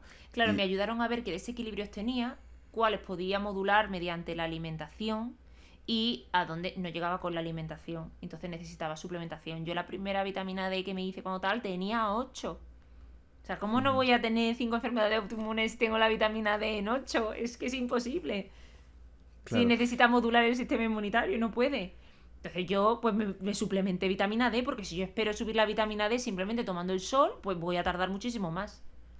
Claro. Y estos estudios, ¿qué estudios nos recomendás hacer a las personas que tenemos alguna enfermedad autoinmune? Porque yo en realidad a nivel de estudios medio que hice lo que me dijo el sistema tradicional y como que tampoco indagué demasiado. ¿Qué estudios Que deberíamos depende hacer? del caso. Por ejemplo, una persona que tenga una enfermedad autoinflamatoria, desde disbiosis intestinal es clave. Una persona que tenga un problema en piel, pues habrá que ver qué vía de inflamación tiene y que, claro, es que depende de los síntomas que tenga y de las patologías que tenga. Una persona con unos síntomas en los que puedes sospechar que hay ciertos bichitos, microorganismos que actúan por uno de los ejércitos, tierra, aire o mar, de estos que son diferentes según el entorno, tendrás que buscar en un sitio o en otro. Claro, yo para saber esto me tiro en consulta 2 horas. Claro. Porque claro, pruebas hay miles. Yo trabajar con pruebas, ácido orgánico, test de PCR, NF, test de saliva, análisis de sangre de 1000 cosas. Hay gente que necesita ver marcadores genéticos porque te afectan a muchas cosas y no vas a poder pues hacer, por ejemplo, aquellas personas que no metilan. Pues es que si tú no sabes que genéticamente tienes el polimorfismo que te evita metilar bien, pues te tendrás que suplementar ya vitaminas B metiladas, porque si no, tú no lo vas a poder hacer. Es que depende de cada casi tantas pruebas, que depende de... Entonces, ¿cómo podemos saberlo? Que al final lo que a la gente le interesa. Vale, ¿yo qué prueba me tengo que hacer? Pues claro, si lo vas a intentar hacer tú, pues tienes que hinchar a estudiar para poder saber cómo unirlo. Y la otra solución es ir a un profesional que de verdad lo sepa unir. Porque uno por uno mismo, claro, yo tuve que hacerme 2 posgrados, 3 máster y millones de cursos e inflarme a estudiar en PubMed, cosas que me pudiesen dar datos sobre cómo actuar. Y eso pues me llevó tiempo. Conforme iba aprendiendo, iba haciendo cosas. Pero, ¿qué prueba me hago yo? Pues depende. ¿Dónde está cuál es tu enfermedad? ¿Cuáles son tus enfermedades y tus patologías? Estas, vale. ¿Qué hace tu sistema? ¿Por dónde tira tu sistema inmunitario en cada una? ¿Qué ejercicio hace? ¿Aire, tierra o mar? Pues imaginemos, TH1, vale. TH1, diabetes autoinmune, vale, pues TH1. Ahora, ¿qué otras cosas tengo? Ostras, pues es que tengo las digestiones lentas y en algún momento tal... Vale, vamos a ver si es viable. Estoy haciendo aquí una generalización inventada, ¿eh? Vamos a ver si hay... No, y es que además pues tengo náuseas, tal. A ver si hay un exceso de Helicobacter pylori, que tiene que estar en el píloro para protegernos. Pero si coloniza, porque eso es otra cosa, ahora llegan a golpe de antibiótico. Me cargo el Helicobacter pylori, es que tiene que haber en el píloro. Porque si no hay Helicobacter pylori en el píloro, tenemos problemas. El problema es que el ambiente del estómago no esté sano, esté menos ácido de lo que debe estar y colonice donde no debe. Entonces ahí haga de la suya. Pero si no, es que o sea, cargarnos todo el píloro y que no haya nada es un error, porque es que tiene que estar en el píloro. Hemos convivido con ella desde hace miles de años. Pero bueno, hay pinta de que pueda haber un exceso de pylori en el tal. Vale, TH1 también. Vale, ahora resulta que da la sensación de cansancio tal en una analítica simple de sangre, la que te hace el médico. Tengo los linfocitos por debajo de 30, los neutrófilos segmentados por encima de 60, tengo una T3 reversa en 40. Ostras, pues ahí posiblemente haya algo vírico. A ver si hay algún virus que nos está intentando mandar un mensaje, decir, oye, frena aquí tal. Pues vamos a hacer serología vírica, viendo números y cantidades para ver si es simplemente que lo hemos pasado o que aunque lo hayamos pasado está reactivo, porque esta es otra. Vas al médico y te dicen, no, es que yo tengo la IgG alta porque ya lo pasé. Vale, pero es que... Y tienes un herpes aquí. No, o sea, que eso está reactivo. Porque tú el herpes lo tienes, tú de tu célula lo vas a tener siempre, pero se va a activar en algunos momentos. Entonces, hay ciertas cosas que nos pueden ayudar a saber cómo está. Ahora, con todo eso, resulta que tengo problemas de piel y además tengo lombrices. TH17, si tiene, pues yo qué sé, cosas histamínicas, por ejemplo, y el minto es TH2. Vale, claramente ahí el problema son las primeras, que están todas en el mismo sitio. Pues vamos a buscar por ahí, que es donde hay. Y las otras, a lo mejor puedo modular con alimentación para no tener tantos síntomas, pero no me lo puedo cargar, porque si no desequilibro el sistema inmunitario. O sea, al final no es tan simple de, bueno, ¿yo qué prueba me hago? Pues no sé, hay miles. Yo trabajo 90, 100, no sé, trabajo con muchas pruebas dependiendo de cada persona. Sí, yo creo que acá se recalca la importancia de que obviamente se pueden hacer muchísimos cambios en el estilo de vida que son como comunes para todos los seres humanos, que fueron los que dijimos acá, pero obviamente que si querés dar un paso más allá, en la personalización es donde se pueden ajustar algunas cosas para mejorar aún más, ¿no? O sea que es súper importante. Y yendo específicamente a una de las enfermedades que es celiaquía, Sí. en tu caso, ¿es eliminar el gluten o en realidad hay otras cosas que se pueden hacer? Pues mira, yo me he dado cuenta a lo largo de la clínica que hay celíacos que reaccionan a cosas diferentes. No todos los celíacos reaccionan a las mismas cosas. Obviamente, la retirada del gluten y trazas y contaminación es básico, porque al final la celiaquía es una enfermedad autoinmune que va a activar esa vía de inflamación, ese ejército que son los TH1, que son los soldaditos de tierra, o sea, los va a activar siempre que haya contacto con algo. Que aunque sea la mínima miga de pan que hubo en una tabla de madera y yo utilicé. Entonces, no todos los celíacos responden igual a cosas que no tienen gluten. Hay algunos celíacos que aunque la avena sea certificada sin gluten les sienta fatal, y otros celíacos que el maíz que no tiene gluten tampoco lo toleran.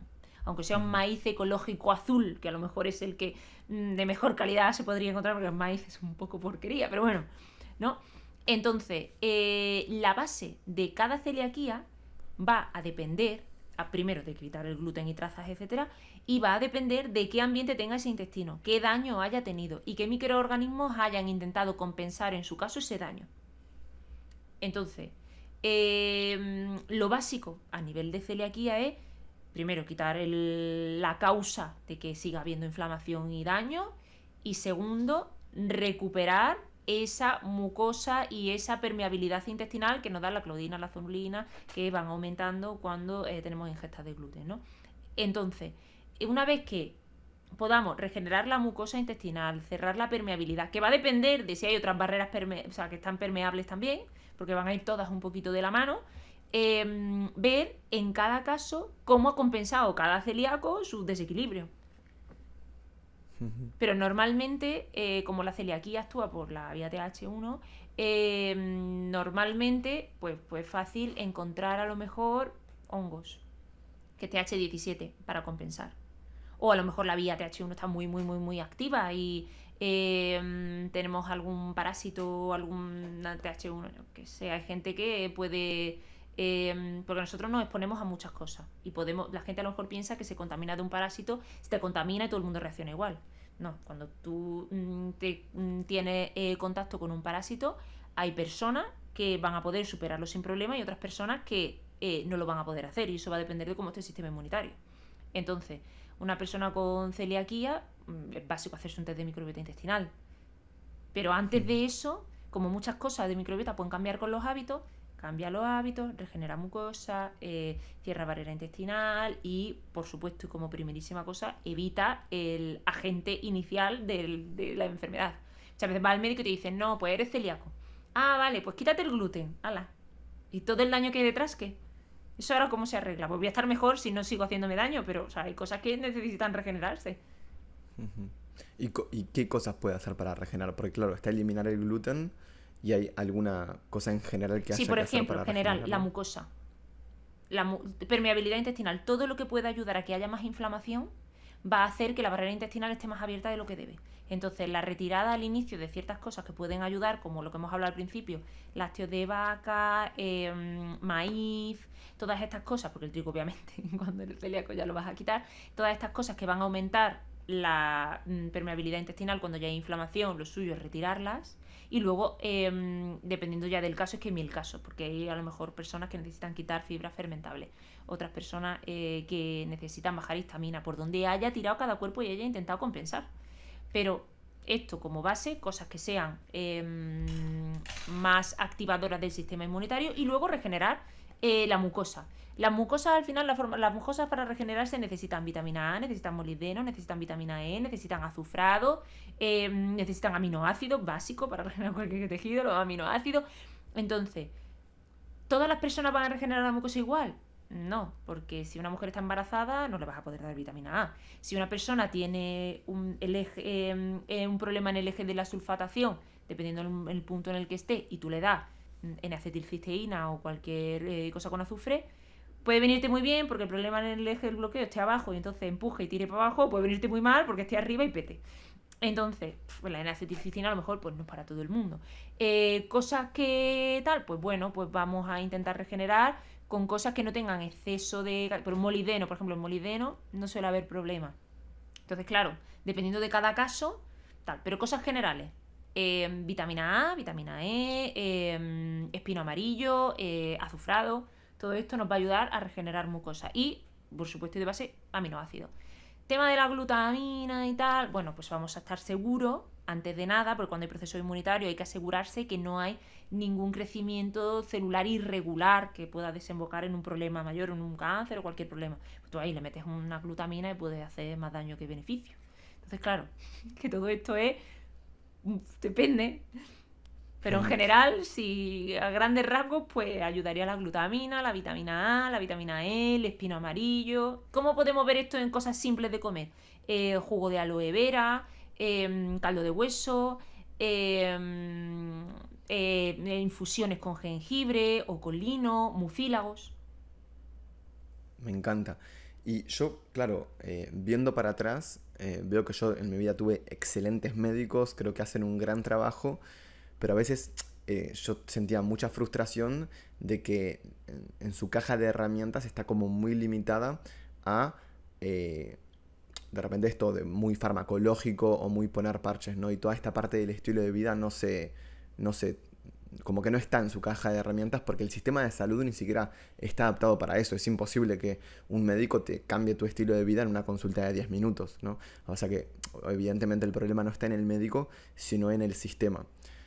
Y a mí una de las cosas que me gusta hacer en este podcast es como reflexionar un poco también acerca de cómo podemos reformar este sistema de salud. ¿Vos qué opinión tenés y qué crees que le falta al sistema de salud? Bueno, lo primero es decir es que el sistema de salud actual está hecho para salvarte la vida en un momento agudo. Fin. Cuando tu vida no está comprometida, pero vas a estar incómodo, pues harán lo que se pueda con el tiempo que se tiene y ya está. Que es mandarte un fármaco y no hay para más. Yo creo que la clave es la educación de las personas, que somos todas las que podemos necesitar acceso a la salud en algún momento, para que no lo necesitemos. Si llegase alguien y a los médicos les pagasen más y hubiese incentivos, porque en el médico de cabecera de su zona la gente no necesita ir, porque tiene buenos hábitos y porque tal, sería lo mejor de todos los incentivos. Es decir, vale, pues yo mantengo a mi gente sana sin que tenga que venir. Pues sí, pues alguien en algún momento pues se ha podido caer y tener un esguince. Vale, o sea, jolín, no pasa nada. Porque también estará ahí bien la calidad de los tejidos y tal. Bueno, ya nos podemos meter en rollo deportivo y tal y vamos a otro mundo. Pero, vale, un niño se puede caer y partirse un brazo. Vale, entonces sí. Pero esto de necesito ir al médico constantemente, que hay gente que va... O sea, El problema es que tú te encuentras mal y si tu vida no corre peligro no sirve para nada que vayas al médico. Porque si simplemente estás incómodo, pues te van a dar una medicación para salir del paso para los síntomas y ya está, porque es para lo que está preparado. El problema es que la sociedad... Me voy a meter aquí en un jardín, no sé si... Me voy a meter en No, el está jardín. excelente. O sea, el problema aquí es que los médicos se forman gracias a estudios que han pagado los que ganan dinero con los fármacos. Por lo tanto, si no hay enfermos que consuman fármacos, no tienen negocio. Es así de sencillo. Y si no tienen negocio, son una empresa, no son una ONG. Por lo tanto, si no hay negocio, pues no se enriquecen. Y ya está. Entonces, el siglo pasado hubo un cambio fortísimo en cuanto se dieron cuenta que a partir del petróleo se podían generar fármacos, que todo lo que toda la vida había funcionado y se había utilizado para ayudar a la gente en su salud, se menospreció, se tildó de no científico y se basó como que la ciencia es solamente lo que nosotros vamos a decir y vamos a ver en el laboratorio, que además es que es una cosa que cuando alguien se mete en rollos de doctorado y todo eso se da cuenta. O sea, tú en un estudio científico puedes demostrar lo mismo y lo contrario. O sea, que el sistema no le interesa cambiar esto. La única forma que hay que cambiar es lo que estás haciendo. Es decir, vale, voy a educar a la gente para que necesiten ir al médico lo menos posible porque están lo más sanos posible. Y la base es claramente mirar hacia lo que es natural y normal para un mamífero, que nosotros somos parte de los mamíferos. Ya está. O sea, ¿qué le diría yo a un médico que tal? Pues yo qué sé. Pues, tú, por ejemplo, ahora que estás estudiando, pues intenta hacer lo que estás haciendo y no solamente quedarte con lo que te cuentan, sino ir más allá. Y ver que os infláis a estudiar durante un montón de años cosas súper complejas y al final eso ¿a dónde os lleva? ¿Qué razonamiento lógico lleváis para saber de dónde viene una cosa y hacia dónde parte y qué pasa por el camino? Para que un problema que hay al principio acabe siendo un síntoma o una enfermedad. O sea, ya que estudiáis todo el proceso, jolines, pues lo que falta es formación en lógica y formación racional. Es decir, yo voy a pensar qué ocurre, no ahora con la inteligencia artificial. No es que ahora pues yo entro y meto en el ordenador lo que tal y me dice lo que le tengo que mandar al paciente. Es complicado. Y trabajar en salud pública y ni por mutuo aseguro ni nada. O sea, todo lo que no sea privado del todo tienes que adaptarte a lo que ellos quieran o si no, no comes. Por ejemplo, aquí en España pagamos unos impuestos brutales y si haces consulta a 20 euros, que es lo que te pagan los seguros, claro, es que o da 20 consultas al día o no comes. Sí, y yo veo para atrás y en mi caso el fármaco me salvó la vida, pero la educación fue lo que verdaderamente me sanó. Entonces, sin duda que el sistema de salud es lo que vos estás diciendo, está diseñado para que no te mueras, pero después, si tenés una enfermedad crónica, como para ponerte un parche. Y no está toda esa parte de la educación. De hecho, ese es el motivo por el cual me gustó la idea de hacer un podcast y llevar la educación a más personas. Y ojalá que el día de mañana exista algo que esté integrado en el sistema de salud y que así como se recete un fármaco, se recete educación, un curso o cosas así, ¿no? Eso sería súper interesante. Si le tuvieses que decir un último mensaje a una persona que tiene una enfermedad autoinmune y se siente desesperada por lo que tiene, ¿qué último mensaje le darías? Que no pierda la esperanza. Que intente cambiar las cosas poco a poco para que no le genere un estrés extra, pero constante para llegar a la meta de tener, pues eso, de poder hackear la vida moderna para intentar que el cuerpo reciba las señales que necesita. Que no se dé por vencido, porque si yo que tenía los peores hábitos del mundo y estaba sin poder levantarme de una cama, estoy ahora fenomenal y con los hábitos pues lo mejor que puedo, porque la vida no es perfecta para nadie, pues eso, ya hay días que a las 5 de la tarde de noche y tengo que trabajar una hora más, pues me aguanto, me pongo una gafa y ya está, ¿no? Pero que no pierdan la esperanza, que si una persona con los peores hábitos del mundo ha podido cambiarlos y además disfrutarlos, que es una parte básica, pero eso no lo podemos hacer todo de golpe y agobiados, tenemos que disfrutarlo y decir, jolín, pues ahora estoy empezando a comer de esta forma nueva, que no estaba acostumbrado a comer y es que estos alimentos ahora no son tan palatables y no me gustan. pues usa trucos, que hay miles en redes sociales. Por ejemplo, es que no como verdura y me gusta mucho la pasta. Pues haz las salsas que hacías para la pasta caseras de forma saludable. Por ejemplo, un pesto que le pones aceite, sal, ajo y perejil. Tienes grasa estupenda y hazte una salsa y en vez de ponerte los espaguetis con el pesto, pues ponte un brócoli con el pesto y ponle pavo a la plancha. Ay, espera un segundo que tengo aquí a los perros y está aquí uno haciendo eso. Tranqui, no pasa nada. Vale. Entonces, intenta buscar trucos para poder disfrutar los cambios de hábito.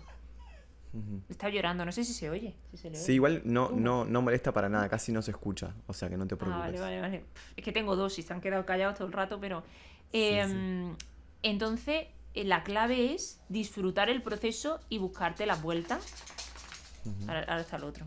Disfrutar el proceso y buscarte las vueltas para poder hacerlo a largo plazo. No renuncies a lo que te gusta porque es malo, adáptalo. Es que a mí me gusta mucho la pizza. Vale, pues hazte una base de pizza con huevo y pavo. Te haces la base de pizza y tú luego encima le pones tu queso de cabra o de oveja y luego y le pones tu tomate natural, cortado, y luego encima le pones caballa. Pues fenomenal. Pues tienes una pizza que está maravillosa. Y te estás comiendo una pizza. Pero no renuncia a lo que no te gusta porque tienes que hacerlo saludable. No. Adáptalo, porque es que si no, no hay persona que lo aguante. Yo no lo habría aguantado, desde luego. Claro, y además yo también me doy cuenta de que queremos, yo cuando descubro esto de un estilo de vida más ancestral, desconectar más del mundo moderno, está súper bueno y es como que una de las claves de la salud, pero tampoco es desconectar del estilo de vida moderno, porque si no al final vas a tener súper restringido un montón de cosas y no vas a poder, tenés que ir a las cavernas literalmente, ¿no? Entonces yo creo que la clave es entender el estilo de vida ancestral y adaptarlo al estilo de vida moderno, siendo flexible, poniendo las cosas en la balanza. Y yo, por ejemplo, ahora estoy de viaje, me encantaría tener luces rojas, pero no. Entonces, que eso no me genere estrés, me adapto, no pasa nada y vivo con esto y está perfecto, ¿no? Entonces yo creo que en esa adaptación, en esa adherencia y en ese equilibrio es donde está una de las claves. Y hay una cosa muy importante que acabas de decir, que cuando una persona tenga una enfermedad autoinmune, que no se dé por vencida porque vea que hay cosas que no puede hacer bien. Ve poco a poco, pero es que además lo natural será que cuando ya te encuentres muchísimo mejor, si un día no te pones las gafas rojas o no tienes luces rojas, pues ya tu cuerpo, como eres un mamífero y tienes costumbres, secretes melatonina de forma natural aunque ese día no te la pongas. Si resulta que todos los días estás hasta las tantas, pues no, pero no sufras. Yo al principio me ponía las gafas rojas hasta para irme a una boda. O sea, y ahora pues casi, porque, pero el otro día estuve haciendo cosas, yo vivo muy cerca de Madrid, vivo a 1 hora y media, vivo en mitad del campo, pero vivo a 1 hora y media de Madrid. Y tuve que ir a Madrid a hacer cosas y se me olvidaron las gafas y le dije a Samuel, mi marido, jolín, se me han olvidado las gafas, bueno, no pasa nada. En otro momento hubiese sido, ostras, sí, ahora no voy a dormir. Pues si eso lo hubiese hecho hace 7 años que empecé a cambiar tal, pues el día que no me ponía las gafas notaba que dormía mucho peor, pero ahora ya no. Ahora por un día no pasa nada. Y hay que ser consciente de esto. No te agobies si aún cuando no lo haces como pretende o como crees que es hacerlo bien, te encuentras peor, porque eso con el tiempo cambiará. Llegará un momento en que si un día pues no puedes hacer las cosas, pues haz lo que puedas y no lo vas a notar y no te vas a encontrar mal. Ahora, si vuelves a la andada y lo haces todos los días, pues entonces ahí sí, ahí volverás atrás donde estaba el punto de partida. Pero porque un día no lo hagas, cuando ya estés bien no va a pasar nada. Me encantó cómo quedó este podcast, la verdad que siento que es algo que súper enriquecedor para cualquier persona que tuvo o tiene una enfermedad autoinmune. Yo siento que aprendí un montón y estoy seguro de que las personas que lo escucharon también. Además tu historia ya lo sabes que es súper inspiradora, así que te agradezco por pasarte y te agradezco por dar tan buena información. No, nada, Jolín, gracias a ti por invitarme. A mí lo que más me gusta del mundo es intentar hacerle ver a la gente que hay esperanza, que el problema no eres tú, es lo que te rodea y muchas cosas dependen de ti. Así que, jolín, menos mal que dependen de nosotros tantas cosas y que podemos cambiar tantas cosas. Entonces, yo intento mandar ese mensaje siempre. Ese es el motivo por el cual yo tengo redes sociales. Hay esperanza, así que bueno, muchas gracias. Nada, gracias a ti.